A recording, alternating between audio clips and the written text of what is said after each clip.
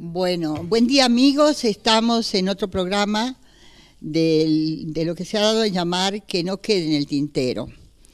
Esto se transmite todos los días sábados de 12 a 13 horas, a 13:30 horas, y después subimos al canal YouTube y se repite por la FM 100.1.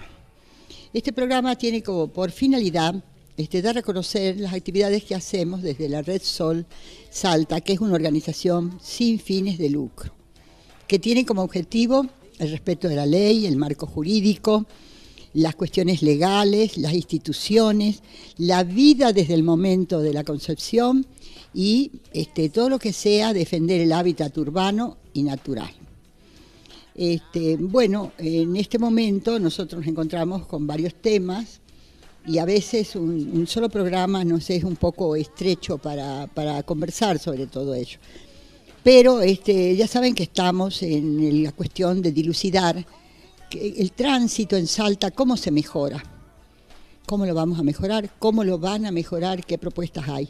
Sabemos que hay una propuesta que hizo el ingeniero Villada, que tenía que presentarla al Consejo Deliberante o la presentó, y no sé si hubo una discusión que se la van a aceptar o no, pero nosotros seguimos preguntando qué medida puede ser para mejorar el tránsito.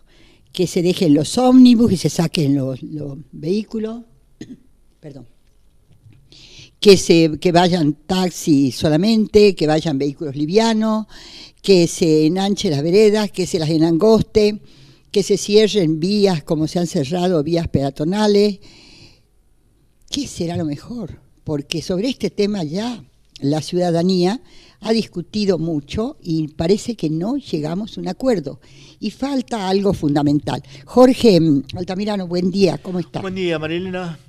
¿Qué tal? ¿Cómo anda? Muy bien, muy bien. ¿Qué opina Jorge respecto a todas estas discusiones que hay que parece que no terminan de fructificar? Bueno, esta es una cuestión netamente de planificación. Usted, por ejemplo, cuando va a desarrollar algo, por ejemplo, en este caso tiene que ver, por ejemplo, con la densidad del tráfico y la densidad, por ejemplo, poblacional que existe. Claro. O sea, al modificar, por ejemplo, el Código de Planeamiento Urbano y permitir la construcción de viviendas, lógicamente, en la altura, esto aumenta, por ejemplo, la cantidad de la densidad del tráfico. Entonces, pero no ampliamos, por ejemplo, el ancho de las calzadas, ni mejoramos la ruta, ni mejoramos el acceso. Entonces, esto tiene que ver exclusivamente con eso. Entonces, sí. ¿Qué es lo que tenemos que excluir? ¿Qué es lo que tenemos que hacer? Y fundamentalmente, por ejemplo, ¿cómo vamos a desarrollar nuestra actividad comercial? Siempre, porque el microcentro ya quedó muy chico prácticamente, hay una saturación, por ejemplo. Y no se puede ingresar casi. Exactamente. Y estas obras que se están haciendo, por ejemplo, de hacer semipeatonales, yo no sé cuál es el costo o el beneficio, por ejemplo, de estas obras. Exacto.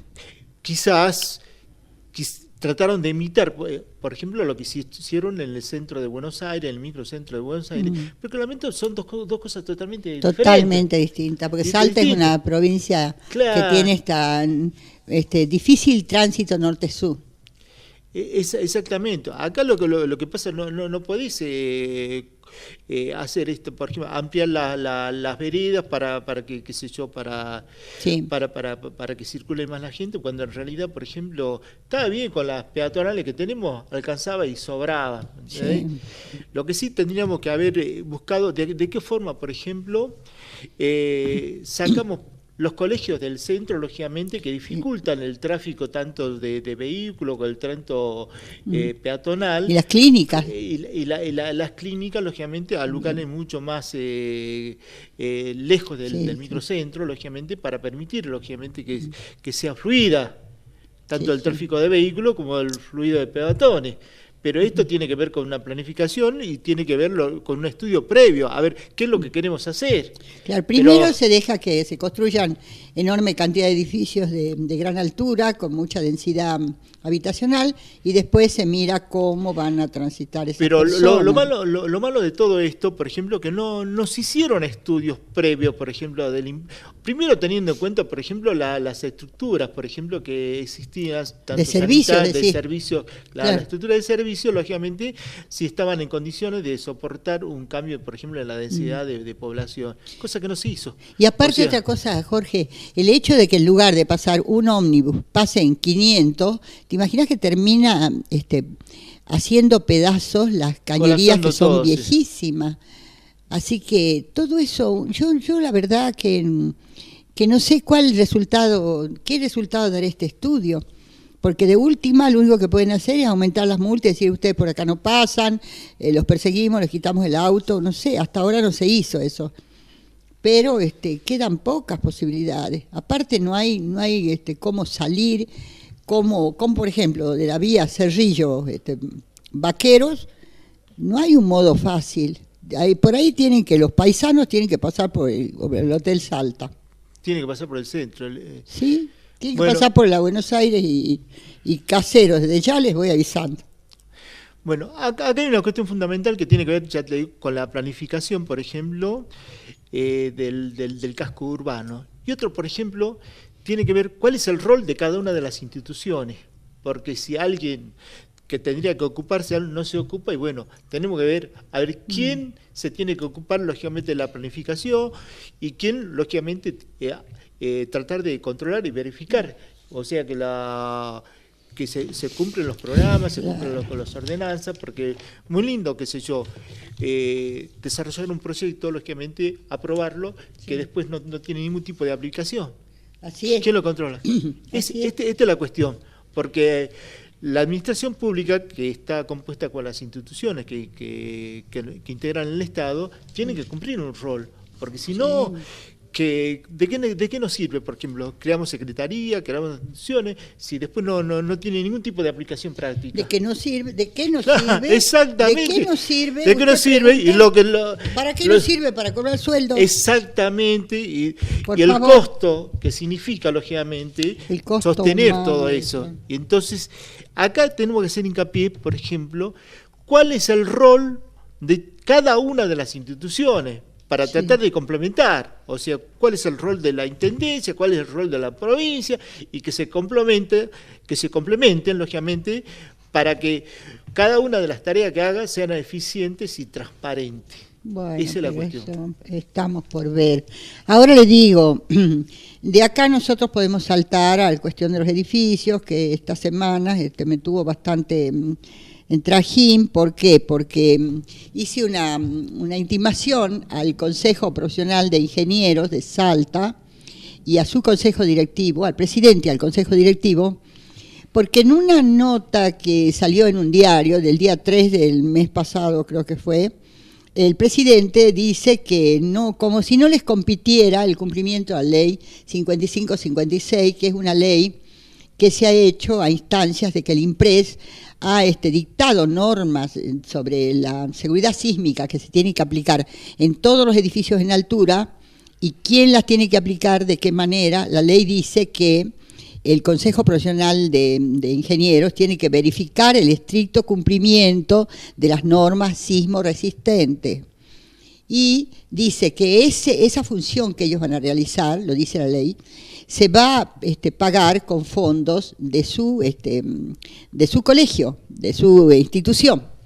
Así que lo pone todo ahí. Después, la municipalidad tiene el poder de policía, es decir, que la municipalidad tiene que controlar, en fin, tiene que combinar esa función. Pero al decir que el Consejo Profesional tiene que verificar, yo creo que es mirar en los planos, mirar lo que se ha puesto en los planos que coincida con la realidad en los edificios, sea materiales, sea estudio de suelos, sea cantidad, resistencia, lo que ustedes quieran, pero ellos lo tienen que hacer.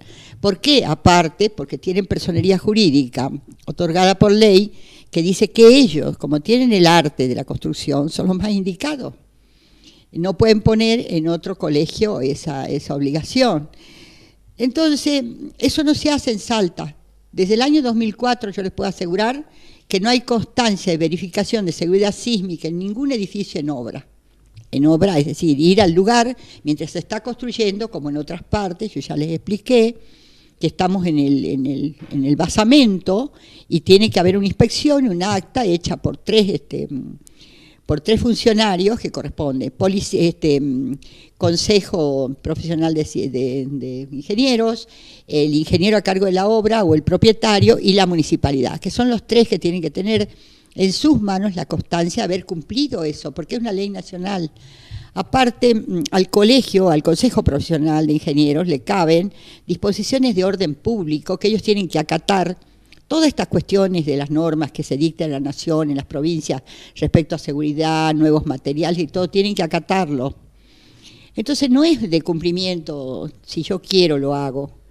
Aparte, este consejo, hace tiempo, ¿no es cierto? Nosotros hace 14 años que iniciamos ya las acciones estas en contra de la inseguridad que está generando la construcción ilícita en Salta.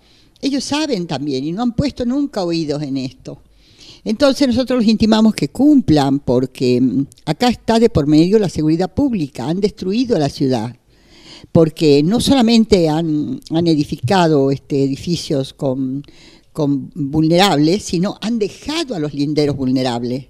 Al atarlos a sus enormes columnas de acero y cemento, han destruido los edificios linderos, porque piensan después comprarlos o no sé, esas cosas. Usted sabe que sale más barato edificar sin seguridad sísmica, mucho más barato.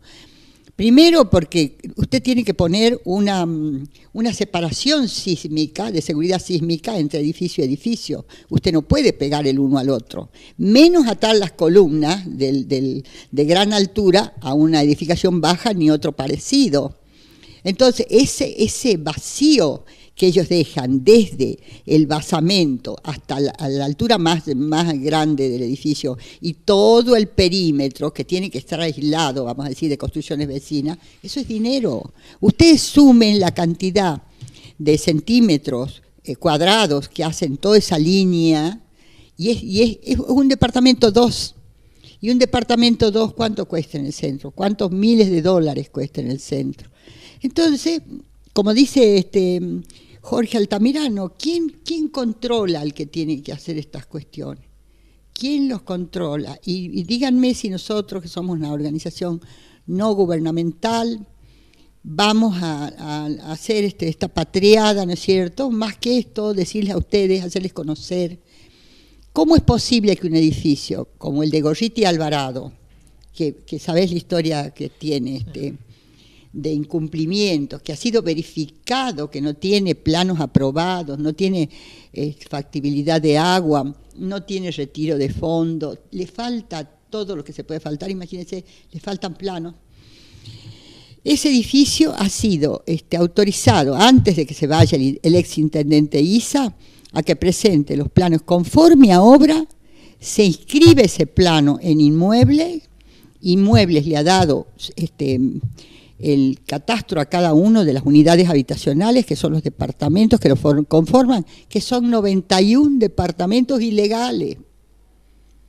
Y ahí no hubo cuestiones de juez ni de los peritos judiciales que dictaminaron que le falta todo eso al edificio. Una repartición provincial, como es la Dirección de Inmuebles, acepta un plano conforme a obra, semejante edificio que hasta falle en el estudio de suelo, lo inscribe y lo manda a la venta. Es decir, que 91 edificios ingresaron al mercado sin que usted se entienda o sepa cuáles son las condiciones que tiene eso de edificación. Y después van a ingresar al torrente sucesorio, porque los que vayan muriendo de dueños van a ir dejando a sus sucesores. ¿Qué les parece a usted si quiero hacer una semejanza? ¿Qué les parece a usted si yo en el carácter de escribana agarro y empiezo a hacer documentos falsos de dominio? Hago unos 10. ¿Usted sabe lo que se puede armar en esa situación? Yo en poco tiempo les doy vuelta a todo el mercado y les doy vuelta a la ley y los pongo en situación de crisis. Bueno, eso es lo que ha pasado en Salta.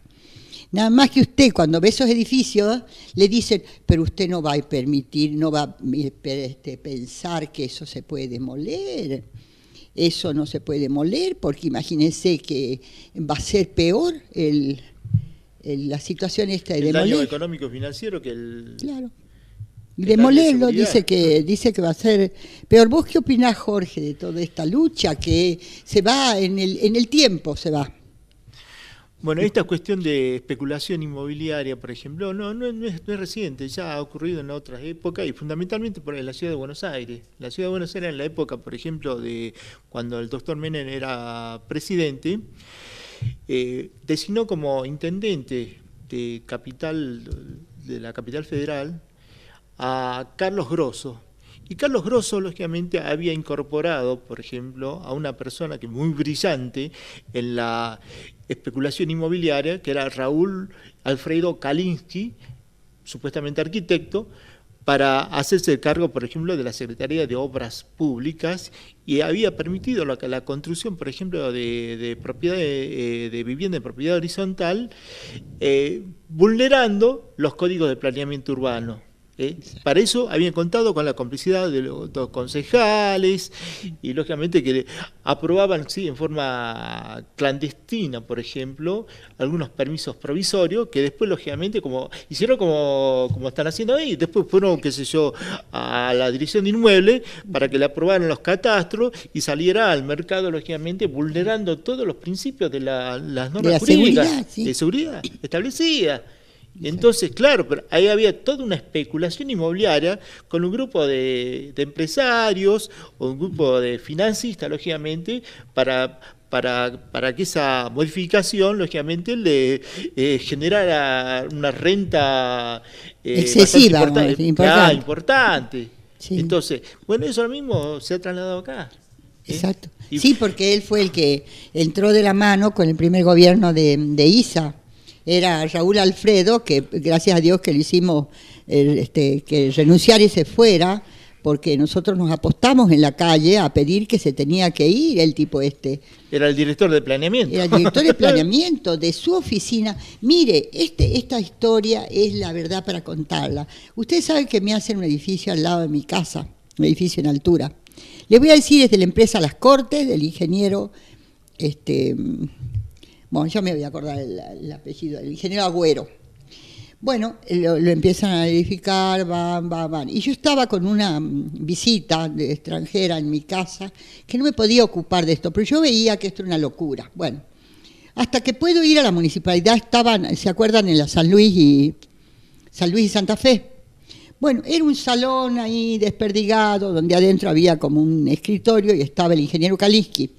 Llego y le pregunto, quiero saber cómo se ha autorizado este edificio que se está construyendo aquí al lado en mi domicilio. Y me dice, bueno, cuando leo, yo no podía creer, dice, se autorizó de mano de Kalinsky, directamente no había planos aprobados, sino se había autorizado por el secretario de Planeamiento Urbano al arquitecto Kalinsky que se construya. ¿Por qué? Porque se iba a dictar un código de edificación que permitía la mayor concentración humana en el centro, la mayor densidad en el centro de la ciudad. Yo, cuando vi eso, que se aprobaba algo en base a algo que se iba... Un proyecto futuro. Que se iba a hacer algún día, yo me quería sentar, yo no podía creer. Y yo, mire, entré en el túnel del tiempo.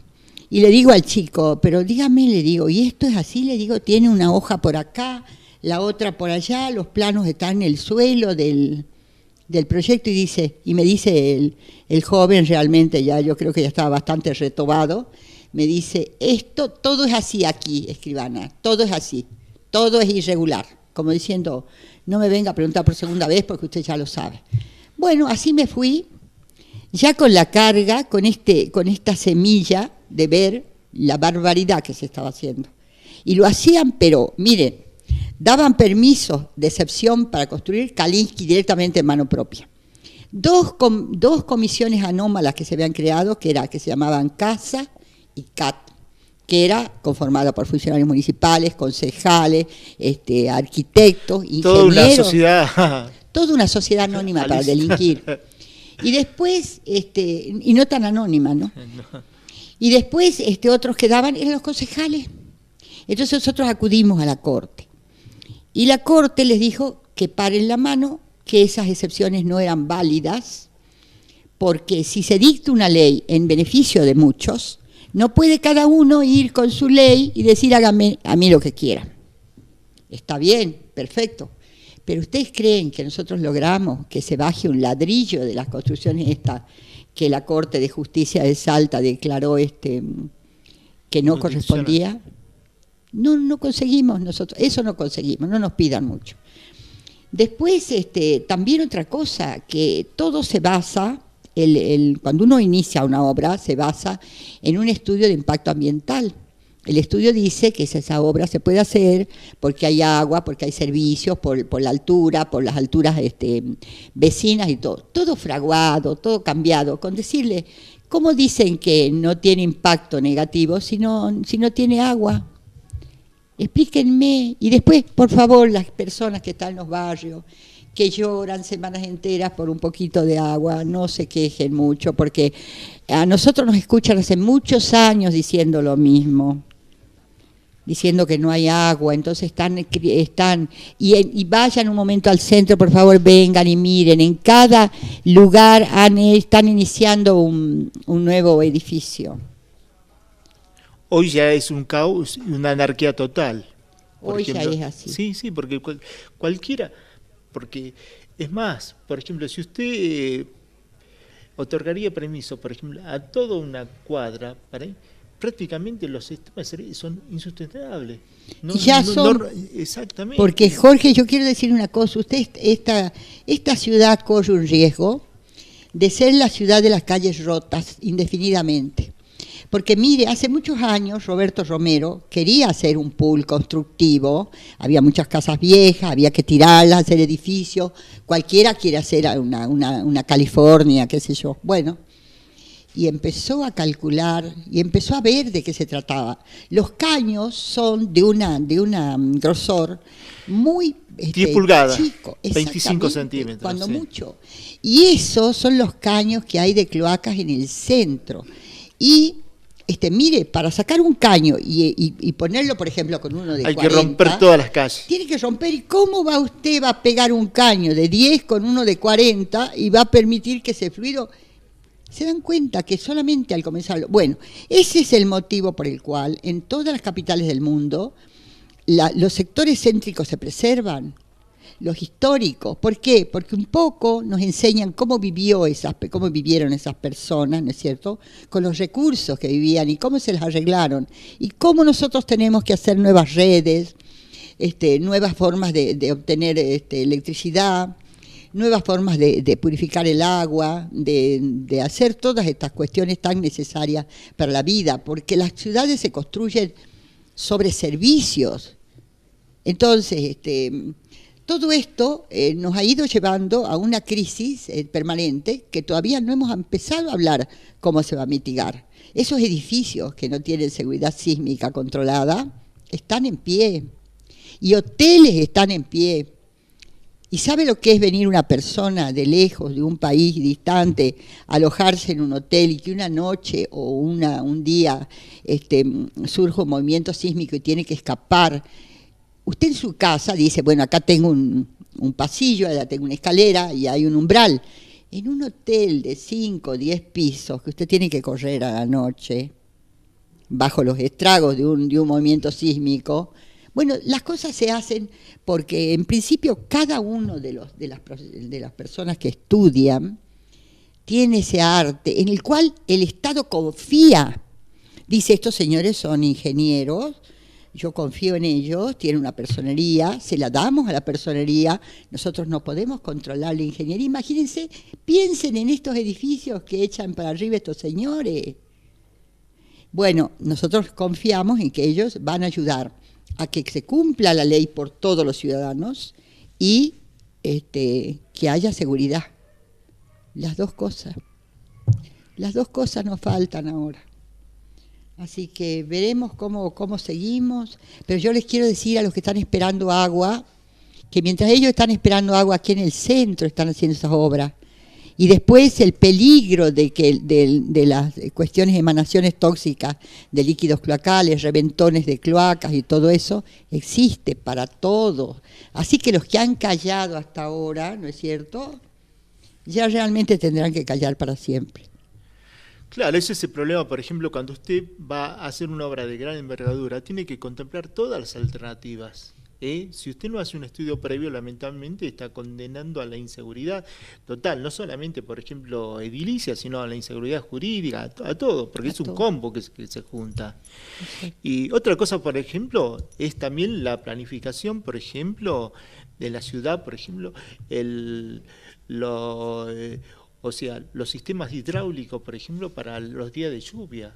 Ahora están haciendo obras, por ejemplo, están reemplazando, por ejemplo, los pavimentos, pero no se están, por ejemplo, modificando la estructura fluvial.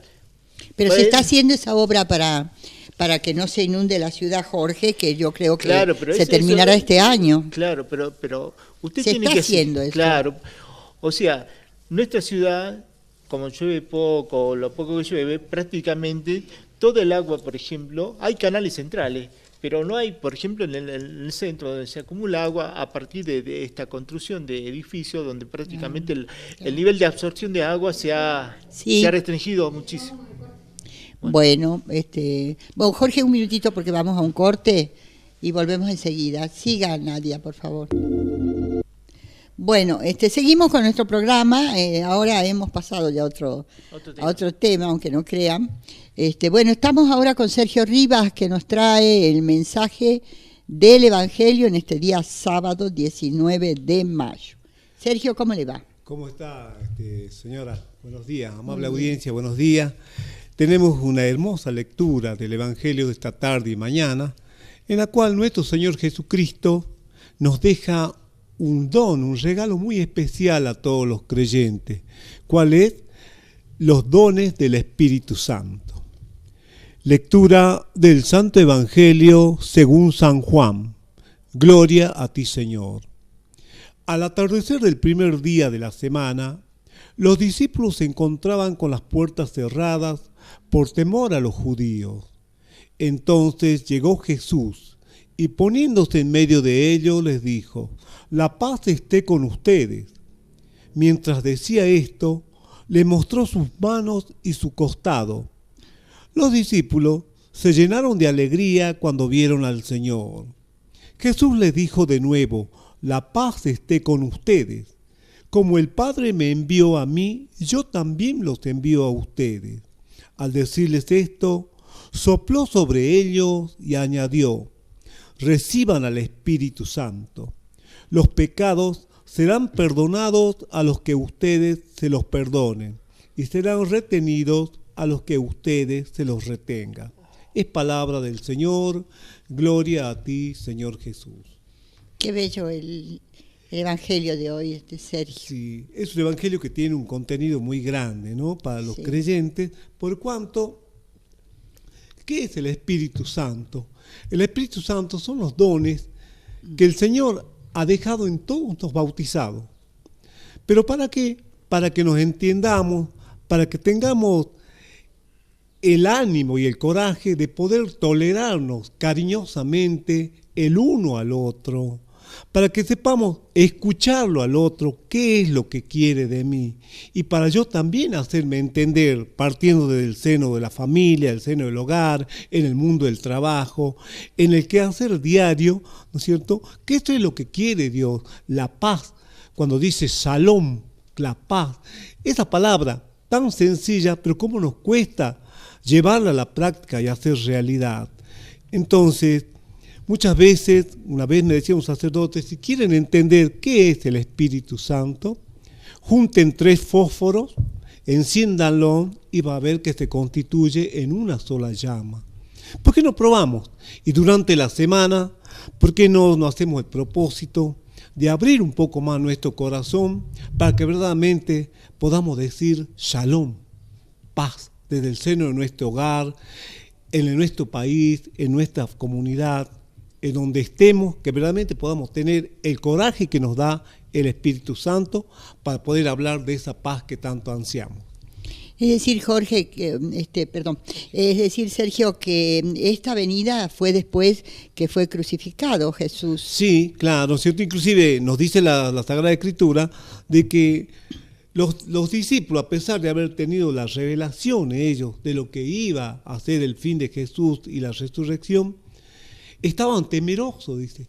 No tenían esa fe que Él viene y le instaura cuando sopla sobre ellos y pone el Espíritu Santo, la cual le permite hablar en distintas lenguas, entender a los demás y hacer milagros. Y un regalo divino, la verdad, el Espíritu Santo, un regalo divino que encierra también la sabiduría para vivir.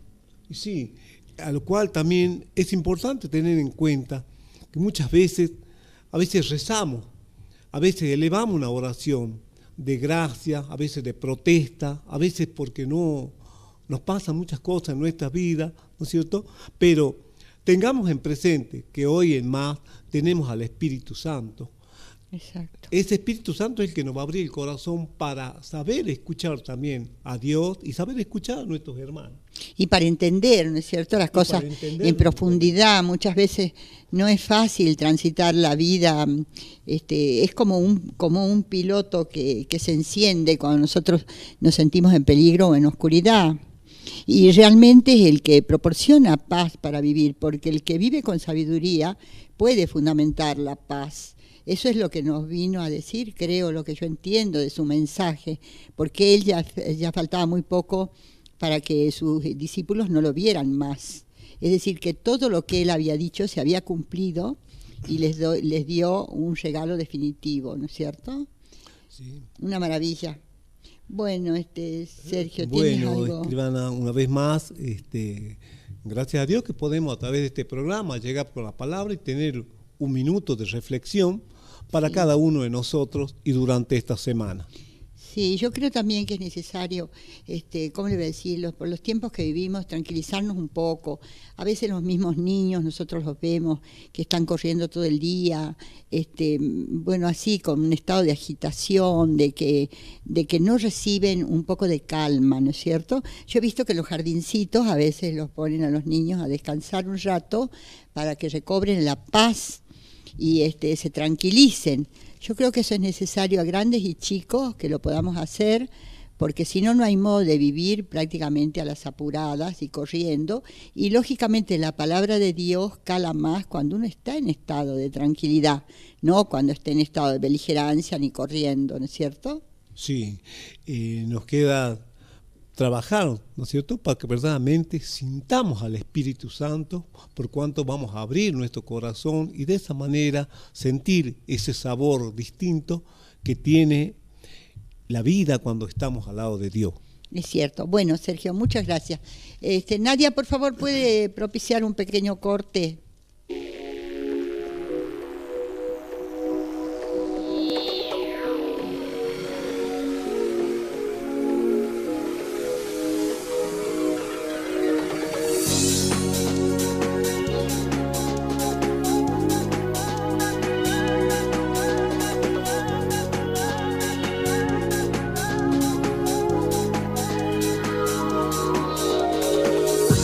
No matter how hard I try,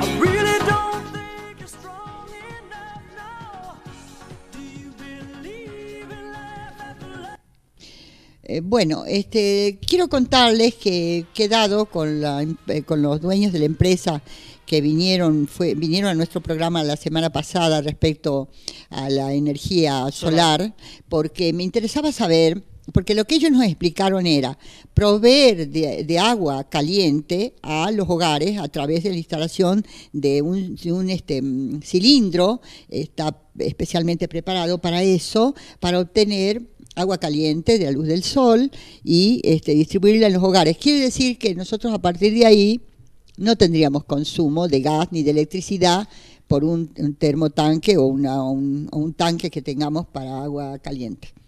Bueno, esto es muy importante, por ejemplo, en los hospitales, en las escuelas, en los asilos, en muchos lugares donde realmente, y para las piletas de natación, también, por ejemplo, bueno, sobre todo estamos tratando el agua.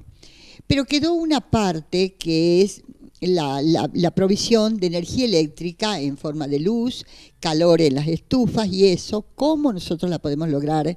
¿Qué significa esa instalación en costo? Si es difícil, si no, ¿cómo se convierte esa energía, por ejemplo, para que pase una estufa eléctrica? Bueno, le hemos pedido al dueño que volviera posiblemente la semana que viene para que nos dé precisiones, porque realmente ahora en toda la República Argentina se está discutiendo el costo de estos servicios, el costo de la luz. Entonces nos interesa saber cómo nosotros podemos gastar menos, que ese es el fondo de la cuestión. Claro, lo que pasa que, por ejemplo, después que se privatizaron todos los servicios, quedamos, por ejemplo, que estos servicios en manos privadas iban a ser mucho más eficientes, por ejemplo, que cuando lo tenía el Estado. Usted sabe, por ejemplo, que en toda actividad comercial e industrial, lo primero que usted tiene, por ejemplo, en un mercado abierto, es una competencia. En la competencia, lo primero que uno tiene que hacer un estudio es sobre la estructura de costo. Y ahora, por ejemplo, nosotros tenemos unas tarifas, pero desconocemos cuál es la estructura de costo de esos servicios, para saber cuál es la tasa de ganancia y también saber, por ejemplo, si estas empresas son eficientes o no son eficientes. Y aparte, ahora, por ejemplo, con el desarrollo de la ciencia y de la tecnología, por ejemplo, que tenemos otras posibilidades de obtener energía a través, por ejemplo, de la radiación solar, de estas pantallas solares, y vemos, por ejemplo, que en muchos lugares, por ejemplo, hay algunos teléfonos, por ejemplo, en la ruta, están alimentados por energía solar, por ejemplo, para que no gastar la alimentación de una línea directamente con eso, con batería. Y bueno, sería la cuestión... luz pública también. Claro, ahora, por ejemplo, que tenemos la luz del LED, la LED, lógicamente, que es un elemento semiconductor que permite, lógicamente, tener un grado de iluminación con mayor eficiencia, por ejemplo, con los otros sistemas que teníamos radiantes, que teníamos por resistencia. Y entonces tenemos que ver cómo podemos mejorar, sobre todo la luz pública. Sí, que ya es un gasto. Es un gasto enorme. Sí. Por ejemplo, y aparte otra cosa, por ejemplo, ahora, por ejemplo, que nosotros tenemos desregulado el ABL. Antes el ABL era una sola tasa. Es alumbrado, barrido y limpieza. Hoy prácticamente la desdoblamos. Ahora la tasa de barrido se ha transformado en una tasa municipal. Y en cambio, por ejemplo, la luz pública la cobra directamente la empresa proveedora, por ejemplo, de la energía. Sí. Y aparte desregulamos, se creó otra empresa, por ejemplo, para hacer el trabajo del mantenimiento. Exacto. Y no sabemos si con eso... Esa empresa es Luzal. Sí. Luzal. Si con eso vemos si es más eficiente o menos eficiente que lo que tenemos antes. Pero para eso tenemos que establecer cuál es la estructura de costo. Por ejemplo, es cierto, por ejemplo, que el prorrateo, que se yo, en la cantidad de gente, y es poca plata, pero nosotros sumando sabemos que es millones, sí. que no pasa por el control, por ejemplo, de la administración pública, que sería la intendencia, directamente... Va a la Luzal. Al USAL Va no hay al ningún USAL, tipo sí. de control. Bueno, para eso tiene un contrato específico que han hecho. Y bueno, Pero- ese es todo un mundo, es un universo Pero, el ¿quién USAL. controla? ¿Quién lo No controla? sé. ¿Quién sabe, por ejemplo, cuál es la estructura de costo? Porque la tenemos que pagar todos los usuarios. Ustedes no tienen la capacidad, por ejemplo, de rescindir eso. No, Pues, no. no, Obligatoriamente puede tener. exactamente. Entonces, lo mismo pasa con la provisión de los otros servicios públicos, por ejemplo, como es el agua, por ejemplo. No sabemos cuál es el costo. ¿Cuál es el Claro, costo? claro. Y cuál es, si la tarifa que nos están nos ofreciendo, cobran. claro, es una tarifa real o una tarifa ficticia o una tarifa política. Claro, Ah, sí, sí. Bueno, ah. todas esas cosas faltan en la sociedad que se den, Jorge. Claro, en un Todas marco, esas por ejemplo, verdades. ¿Cuándo nos enfrentaremos a esas verdades? No sé. claro, pero lo que pasa es que en esto tenemos, por ejemplo, que alguien se tiene que encargar, o si no, si nosotros como ciudadanos no nos compenetramos, no nos organizamos Claro, eso es muy importante. para hacer cumplir, por ejemplo, Exacto. de que los servicios que nos dan sean eficientes, sean transparentes, Y de o acuerdo no al seamos costo, de acuerdo al renes, costo. lógicamente, de corporaciones económicas avaladas por el poder político. Claro. Esto es lo Y el que costo, porque fíjense que lo que tiene la tasa general, la tasa municipal, es que tiene que ser de acuerdo al servicio prestado. Exacto, Por porque ejemplo, si nos aumentan el barrido, tienes que decir, bueno, no solamente le estamos barriendo a la mañana, sino a la tarde y a la noche. Y le estamos jabonando el piso. Entonces, ahí están los costos. Pero si usted aumenta así, entonces quiere decir que no está cobrando una tasa, está cobrando un impuesto. El impuesto se Exacto. cobra ciegamente. Dice, esta comunidad vive bien, nosotros vamos a cobrar, vamos a zonificar, el que viva acá paga más, este otro paga menos y así. Que por lo general creo que todos claro, pagamos menos. lo que vemos que este desdoblamiento, porque se hizo, no está orientado a mejorar un servicio ni a mejorar las condiciones, qué sé yo, para los ciudadanos. Este simplemente se ha estructurado un negocio, Sí. lógicamente, que no sabemos a quién beneficia y sabemos a quién perjudica. Perjudica a toda la comunidad. Bueno, pero algún día, Jorge, mira, nosotros cada ciudadano se va a hacer como un inspector de todas estas cuestiones que esto no es que nosotros nos tenemos que callar, por el contrario, cada uno seremos inspectores. Entonces, cuando seamos cada uno inspectores y hagamos ver nuestra disconformidad o nuestra conformidad, las cosas van a andar mejor. Así que tengamos confianza, que creo que esto va a ocurrir. Claro, pero lo que pasa que, por ejemplo, que si bien es cierto, por ejemplo, para revalidar estas decisiones, necesitan necesariamente, por ejemplo, que un consejo deliberante avale todo esto. Y, por ejemplo, supuestamente, todos los concejales nos representan a toda la comunidad. Pero no Así es. vemos, por ejemplo, que realmente sea así. Claro. Acá se ha estructurado, qué sé yo, los concejales levantan la mano para los proyectos, pero Claro, claro. nunca discuten o debaten, lógicamente, ni hacen estudios de Sí, su sí. impacto, lógicamente, si realmente es eficaz o si esa medida Sí. va a satisfacer los intereses de la comunidad o va a perjudicar. Jorge, mire, respecto a eso quiero decirle, me han invitado a participar de un conjunto de personas que en este momento no les puedo decir exactamente, informarles el nombre que tiene y todo lo demás, pero en el fondo lo que están tratando es de tener un acercamiento entre distintos personajes de la sociedad y poder hablar de estos temas que son tan importantes, temas institucionales, temas profundos que hacen a todos y ¿cómo les voy a decir? Revisarlos un poco, hacerlos conocer, porque me parece que va a ser muy necesario. Yo he contestado que sí voy a participar, tengo que ir, creo que es un día a la semana, y ya les estaré contando, pero me parece muy bien, porque eso es que nosotros estemos ajenos, que estén ocurriendo cosas en la sociedad y nosotros estemos ajenos, me parece terrible. Es una de las cosas más nefastas que ha ocurrido en las épocas modernas.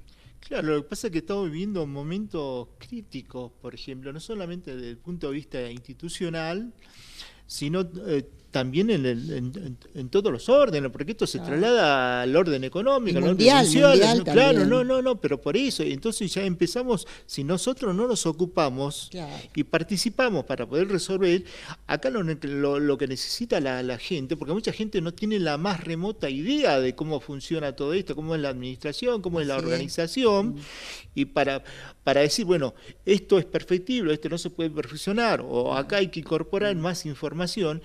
Entonces, acá lo que necesitamos, todos como ciudadanos, tener un derecho a toda la información, no solamente de la administración pública, sino en todos los niveles, para que las decisiones sean lo Pero más Jorge, eficientes para solicitar que nos den esa información, nosotros tenemos que conocer primero que somos sujetos de ser informados, de que es obligación del Estado informarnos. Lo mismo con las estadísticas. La estadística es una forma precisa de información. Nosotros no la tenemos en muy poco rango. O eso solamente puede acceder a través, qué sé yo, de un pedido judicial. Sí, vaya primero a las cámaras, pida. Exactamente. Este es un derecho, lógicamente, que tendríamos que tener todos los ciudadanos. Que nacemos exactamente, por ejemplo, ahora que tenemos... Es como el pecado original, disculpe. Ahora que tenemos la página web, internet, todos los actos de gobierno, todas las decisiones, tienen que figurar allí, en internet. Así que cualquier vecino pueda acceder a esa información y pueda ser consciente de todo eso. Así es, sí. Pero aparte, claro, en esto tiene mucho que ver, por ejemplo, es la educación. La educación creo que es el pilar básico, lógicamente, para que cada ciudadano sea cuáles son los alcances de sus derechos y de sus obligaciones, para que no sea manipulado por los medios masivos de comunicación. Ni por la política. Ni por la política. Antes, por ejemplo, los medios de comunicación eran el cuarto poder. Hoy es el primer poder. ¿Por qué? Porque está en todo. Porque de acuerdo al grado de manipulación, va condicionando la psicología de la gente. Y eso en función, si no tiene información, lógicamente usted va a creer todo lo que le dicen. Y entonces para evitar todo esto, esa manipulación, necesitamos un derecho a la información o sea que la educación ayude fundamentalmente a pensar a la gente, a ver qué es lo que es bueno, qué es lo que es malo, qué es lo que es cierto, qué es lo que es manipulado, entonces para que la gente al momento de tomar una decisión sea lo más acertado y tenga que ver con la realidad, no tenga que ver con una fantasía que a veces le quieran vender. Claro, Jorge, respecto a esto, quería informarles que invité a las personas, a funcionarios de los programas VESPA, de los bachilleratos de adultos, porque quería conocer, dicen que va a haber un programa próximamente para ayudar a todas las personas que han quedado con los estudios a medias para que saquen su secundario completo, su diploma o lo que fuere de secundario completo. Después me interesaba conocer cuáles las posibilidades que tiene los jóvenes en ocasión de encierro o en conflicto con la ley para obtener una ayuda en un estudio específico, ¿no es cierto?, que le ayude a salir de esa situación, ya sea que la tiene por pobreza, por abandono, y algún oficio. Porque también ahora dice que han agregado que los bachilleratos de adultos creo que van a tener la opción de un oficio. Nos lo van a contar los profesores que vengan. No pudieron asistir hoy porque la verdad que el tiempo era muy escaso para preparar el tema. Exacto. Pero vamos a tratar de que por lo menos una vez al mes vengan porque... Saben, miren, todo este tiempo que estamos nosotros con estas cuestiones políticas y que los argentinos somos muy dados a las discusiones políticas y demás, yo veo que hay personas que contestan o que, vamos a decir, razonan o que intercambian ideas de un modo, sobre temas muy serios, de un modo así como jocoso, banal. Yo creo, una persona educada que tiene conciencia verdadera de lo que le está pasando, ¿no es cierto?, tiene que, porque dice, el pez por la boca muere. Y si usted está viendo una persona que usted dice, por ejemplo, mirá, se robaron toda la plata o pasó tal, ja, ja, ja, ja, mirá qué bien. Usted se queda ahí y dice, bueno, no sé cómo piensa, para qué significa, por ejemplo, el dinero público, qué oportunidades da a los individuos, cuál es el desarrollo de esta nación, cómo nos vamos a manejar si cada uno hiciera lo que ha ocurrido hace poco en la historia política, hablando de una cuestión fundamental como es la cuestión política en nuestro país. Entonces, eso me lleva a pensar que realmente hay un déficit cultural, porque la cultura ayuda a madurar. Si usted aprende, va a una universidad o saca un título, puede ser que no tenga la sapiencia de todas las materias que le han dado, no. Pero usted, si tiene una base. Claro, si ocurre algo, usted sabe dónde tiene que ir para informarse, porque eso es lo que falta.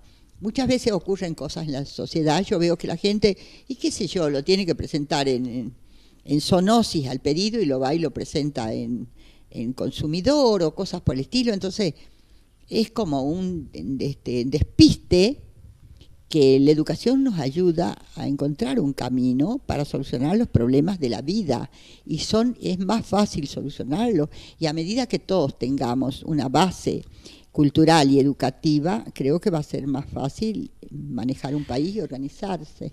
Claro, lo que pasa es que uno siempre escucha, por ejemplo, un gran interrogante.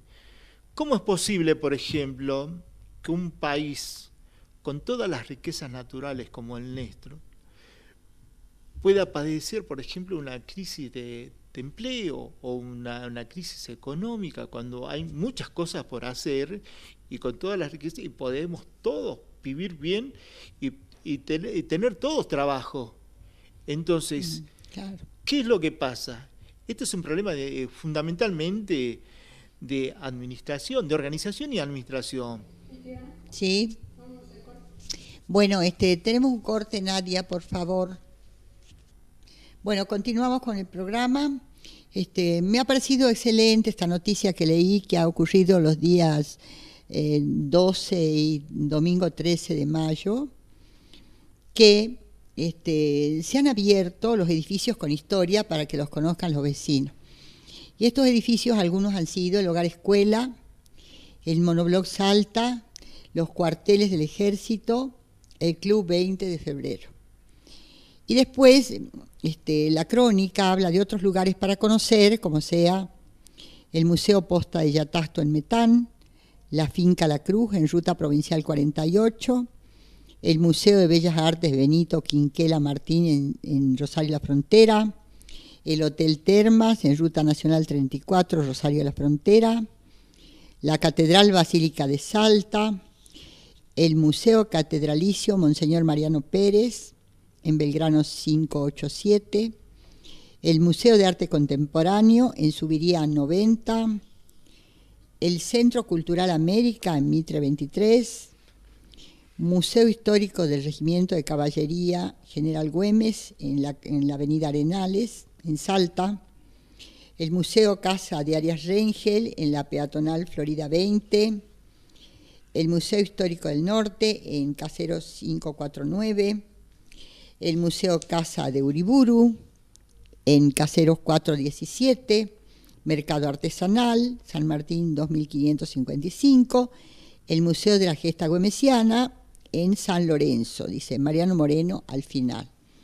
Todos conocemos de alguna manera estas reliquias y nos interesaría que se conserven de la mejor manera, porque también atraen el turismo y debían ser promocionados, ¿no?, para que, en fin, sirvan como referencia histórica y también turística. Y después dice que 5 esculturas de Salta serán consagradas pronto como monumentos históricos nacionales.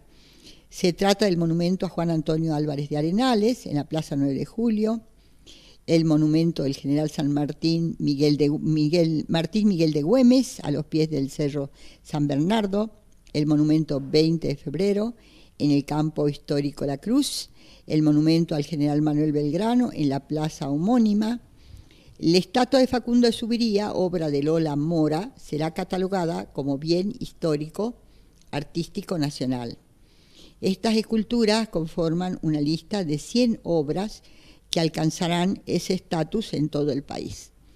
quiere decir que nosotros estaríamos catalogados con obras artísticas de gran valor, ¿no es cierto?, en el patrimonio nacional, que es muy interesante. Y aquí en Salta, por ejemplo, se podría hacer el recorrido a ciertos barrios que están preciosos y tienen una fisonomía especial para los turistas.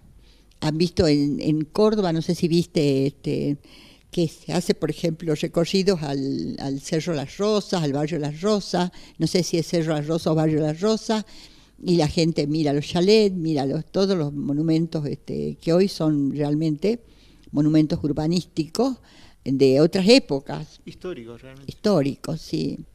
Y que realmente resaltan la cultura, ¿no? Así que por eso es lo que yo siempre digo, que es importante preservar toda la parte histórica de la ciudad. Y eso se hizo a través del tiempo porque en realidad, aparte de que significan otro modo de vida que tuvieron esa gente, por ejemplo, los marcos de las puertas se hacían con hechizos a mano, no había máquinas que hicieran esas cosas y se hacían a la perfección. Y después no solo eso, sino que fueron ciudades que fueron planificadas, por ejemplo, para 100.000, 300.000 habitantes, pero no para 1 millón de personas. Que después lo que se ha hecho es poner grandes urbes encima. Yo creo que en todo el mundo se ha tratado de preservar lo histórico. En todas partes se preserva, lógicamente, y se planifica, lógicamente, qué parte va a ser más desarrollada, lógicamente, con la última tecnología. Exacto. Pero siempre respondiendo a un análisis, a un estudio previo. Sí, bueno, hoy, como les digo, teníamos la visita también de un ingeniero de una empresa privada que se dedica al aire acondicionado, porque en realidad queremos tener una explicación qué significa el aire acondicionado, la instalación de aires acondicionados en la ciudad. Ustedes van, bueno, en la casa ustedes ya saben de qué se trata, es un más acogedor ambiente, pero queremos saber si eso es solamente en cuanto a la temperatura, es decir, que cuando está muy frío afuera nosotros estamos más o menos con calidez adentro, o al revés, o también significa la ventilación y la entrada de aire puro de afuera, porque si no, sinceramente no lo entiendo. Y esto ocurre en las cuestiones de las grandes superficies, en supermercados y ventas varias que hacen muchos negocios, y que nosotros no sabemos cómo eso se mantiene, cómo se controla. Yo no conozco. ¿Vos conocés alguna? Sí, o sea, lo único que... De la municipalidad, ¿vos conocés alguna oficina que se ocupe del control? No existe. No existe. Es decir que, no sé si te ha pasado, Jorge, que vamos cuando nos reunimos así en hoteles, estamos en el salón y de pronto, bueno, suprimen el aire acondicionado y te quedas sin aire y empieza a sentir un aire viciado que realmente dificulta, es incómodo. ¿No has visto esto? Claro, es un problema, por ejemplo, donde concurren muchísimas personas, donde o sea, es una cuestión de la densidad de oxígeno. O sea, donde hay muchísima gente, es necesario la renovación del aire, lógicamente, porque hay menos ingreso de oxígeno, se absorbe muchísimo el oxígeno y entonces uno nota, lógicamente, esa deficiencia, ¿viste? Hay algo que falta, ¿eh? Claro. Y lo que se consigue con el aire acondicionado es una renovación del aire y encima de bajar la temperatura. Y otra cosa, por ejemplo, en estos días de mucha humedad, lo que hace es bajar el nivel de humedad. Algunas personas dicen que no, o sea, esto le produce un cierto grado de sequedad. Es cierto, ¿por qué? Porque extrae toda la humedad del ambiente. Baja la temperatura, pero le extrae la humedad. Claro, sí. Pero es un requisito indispensable que saque la humedad, por ejemplo, en los días de calor para que pueda sentirse el frío. El frío intenso, el frío seco. Exactamente. Pero hay algunas personas, lógicamente, que sienten esa ausencia de humedad, porque sienten un cierto grado de sequedad, por ejemplo, que esa falta de humedad. Sí. Pero en sí, por ejemplo... Pero eso no es lo peor. Yo lo que veo, lo peor es la cuestión de falta de oxígeno. Exacto, porque mire, vamos, por ejemplo, nos reunimos en un hotel, ya saben que nosotros, la organización Red Sol Salta, que es una ONG, nos reunimos todos los martes, 11 horas, en un hotel céntrico. Bueno, A veces nos reunimos en el mismo lugar, otras veces cambiamos de sitio, pero donde vamos, estamos ahí, de pronto se siente el aire acondicionado. ¿Qué se siente? Se siente un bramido que está funcionando, sabemos. Aparte, todas las ventanas están cerradas, todas las puertas están cerradas, ¿no es cierto? Entonces, ahí no hay tutía.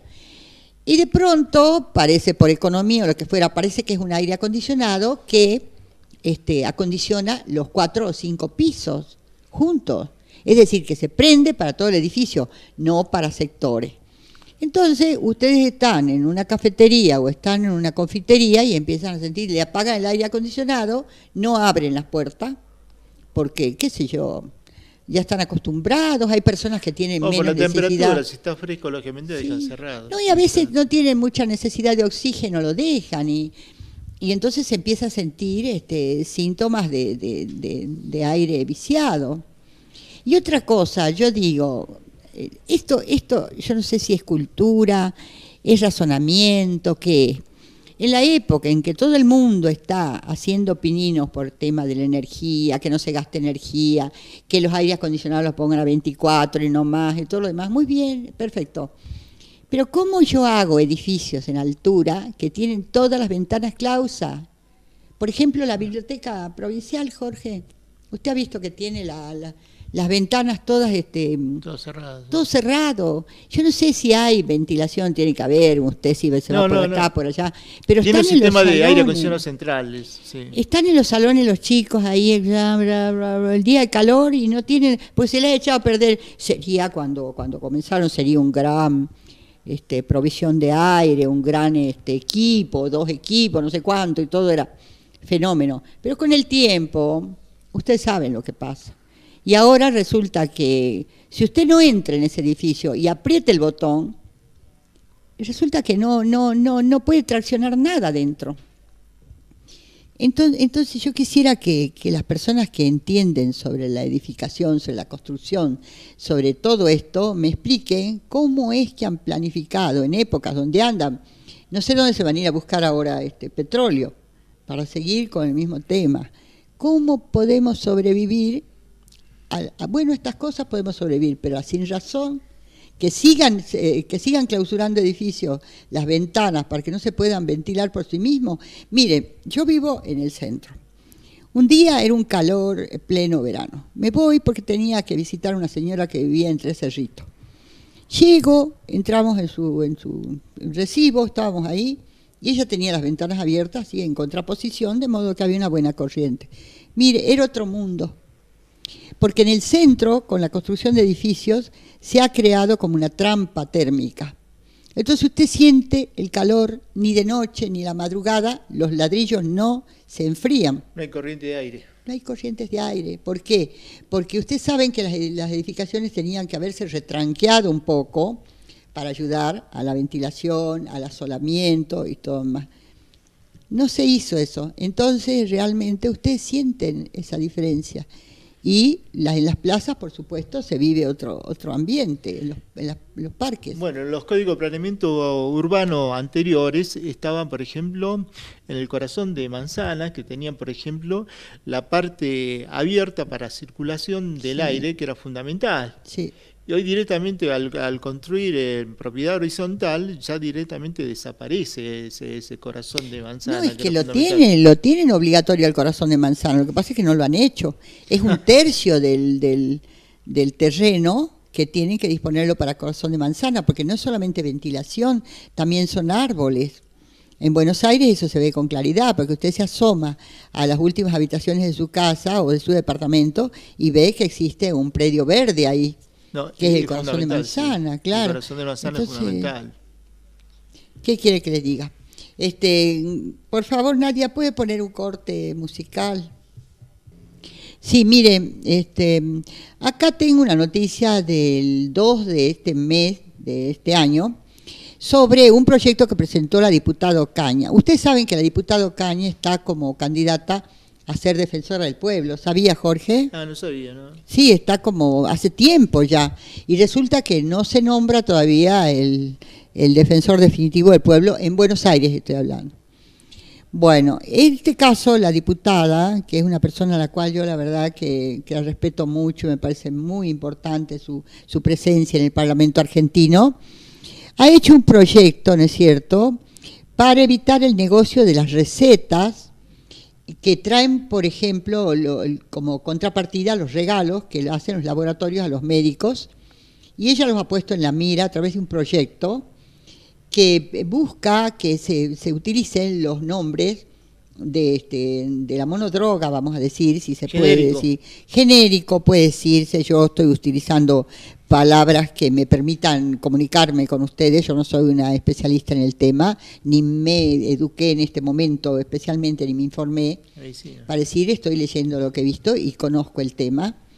Pero ella pidió, va a presentar, dice, una iniciativa para controlar los posibles incentivos o los regalos que hacen las empresas farmacéuticas a los médicos a cambio de la recomendación de sus productos, que es una práctica aún no regulada. Dice, el proyecto busca limitar la influencia de los laboratorios y las estrategias de promoción que podrían derivar en tratamientos más costosos. Esto ustedes saben, no sé si ya ocurrió con el doctor Oñatibia, Jorge, que planteó el tema de las monodrogas y prácticamente terminó su ministerio ahí, ¿no? Porque se trata de que el médico, en lugar de autorizar o de recetar una monodroga, autorice una marca, un nombre específico. Nombre de fantasía, sí. Claro, y ustedes han visto que a veces nosotros estamos en el médico y dicen, no entró el representante de tal laboratorio, no sabemos de quién, pero ingresa uno, ingresa otro, y bueno, hay de todo, y hay médicos que no van a recetar si no es con un nombre determinado. Entonces esto ha traído como consecuencia el encarecimiento de los medicamentos, porque si ustedes se ponen a ver, uno de los mayores costos que tiene la economía del mundo son las especialidades medicinales, que lamento que nosotros no tengamos un equipo de investigación suficiente como para crear drogas y monodrogas y remedios que realmente que son la materia gris del universo, porque realmente lo que vale uno no se puede imaginar lo que vale una fórmula médica hoy en día, ¿no? Que se hace en base a la investigación. Pero bueno, nosotros tenemos grandes investigadores. La cuestión es que la diputada hace esta presentación. No se olviden que ella es una persona que se enfrentó también con el gremio de Moyano por las mismas cuestiones de las obras sociales, sí, que están dentro del mismo tema. Y bueno, y a los pocos días, aunque uno sin saberlo puede pasar por alto, pero a los pocos días apareció, se le reanudó una investigación sobre el enriquecimiento ilícito de la diputada. 2 investigaciones creo que leí que se le habían reanudado. Y esto hace directamente a la economía, porque hoy en día usted va a comprar una pomada y puede costarle 500 pesos, una droga del mayor consumo masivo que se puede imaginar. Es sumamente caro hacerse de los remedios que a veces las enfermedades necesitan. ¿Quiere decir algo, Jorge? No, esto tiene que ver, hablamos siempre de la planificación. En materia de medicina, lo que necesitamos, por ejemplo, es un plan de prevención que de corrección de las enfermedades. Eso es lo más importante. Eso es lo que está ausente. Exacto. Después, otra cosa, por ejemplo, son los remedios, los laboratorios. Los laboratorios, sí, usted me decía, están a veces carterizados, casi todos tienen los mismos precios. Yo creo que ya es hora, por ejemplo, de plantear un sistema de medicina totalmente alternativo. Nosotros, por ejemplo, desde principios del siglo XX ya empezamos a tener el concepto de la física cuántica. ¿Qué es la física cuántica? La física de las pequeñas partículas elementales de la materia. Hoy, a esta altura, ya en el siglo XXI, ya tenemos que hablar de la medicina cuántica. De la medicina cuántica es cómo funciona, por ejemplo, el sistema inmunológico, cómo funciona, por ejemplo, las drogas, por ejemplo, para tratar de contrarrestar, por ejemplo, estos agentes invasivos, lógicamente, que tratan de modificar el equilibrio biológico que cada uno tiene, que son las enfermedades. Así es. Entonces, la ruptura del equilibrio biológico. Exactamente.